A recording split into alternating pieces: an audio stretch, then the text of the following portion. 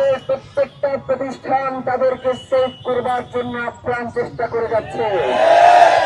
ইনকিলাব মঞ্চের ব্যানারে নির্বাচন বানচাল করবার জন্য এসেছে সেই দিন 5টা টিম ছিল ওসমান হাদিকে গুলি করবার জন্য। এই কথা আমরা বলি নাই, আমরা বলছি তাইলে শুধু চার্জশিটে কেন যারা গুলি করেছে তাদের নাম আছে, বাকি 5টা গ্রুপ কেন কই আমরা জানতে চাই। আপনারা বলেছেন 5 তারিখে ইনকিলাব কালচারাল সেন্টারে বসে 21 জনের একটা টিম নাকি শহীদ ওসমান হাদিকে গুলি করবার চেষ্টা করেছে। আমরা তো ফয়সাল করিম, মাসুদ এবং আলমগীর বাদে আমরা 21 জনের টিমের আর কাউকে এই চার্জশিটে দেখি নাই। তাহলে আপনি কিভাবে বললেন 21 জনের একটা টিম এই হত্যা মামলার কাছে জড়িত ছিল? আমরা আপনাদের কাছে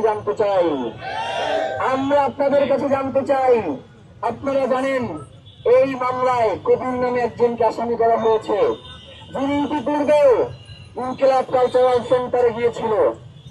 ইনকিলাব কালচারাল সেন্টারে যাওয়ার পরে এবং পূর্ব থেকে সেই ব্যাপারে করা ছিল, কিন্তু তাকে এই খুনের পরিকল্পনার কোনো অংশ করা হয় নাই, তাকে শুধু খুন হিসেবে সাব্যস্ত করা হয়েছে। রাষ্ট্র যদি চায়, আমরা তাদেরকে নিয়োগ করতে চাই। সামনে নির্বাচন সুনির্দিষ্ট সময়ে হইতে হবে। রাষ্ট্র যদি শহীদ ওসমান হাদির হত্যাকারীদের বিচার নিশ্চিত না করে, তাহলে আমরা বুঝে নেব এই রাষ্ট্রীয় নির্বাচন চাই না। আমরা তো জনগণ শহীদ ওসমান হাদি হিসেবে নির্বাচনে অংশগ্রহণ করবার জন্য নেমেছিলাম। আমরা রাজপথে এসেছি শহীদ ওসমান হাদি হত্যাকারীদের বিচারের জন্য, নির্বাচন বানচাল করবার জন্য নয়। আপনি হত্যাকারীদের গ্রেফতার করেন, এর পিছনে কারা রয়েছে তাদেরকে গ্রেফতার করেন, আমরা রাস্তায় আসবো না।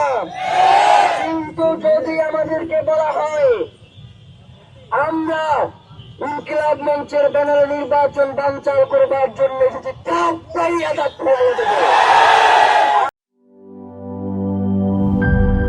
দুধার চকলেটে একাকার হয়ে ওঠা প্রাণ লেয়ার সম্পর্কের মিষ্টি ম্যাজিক।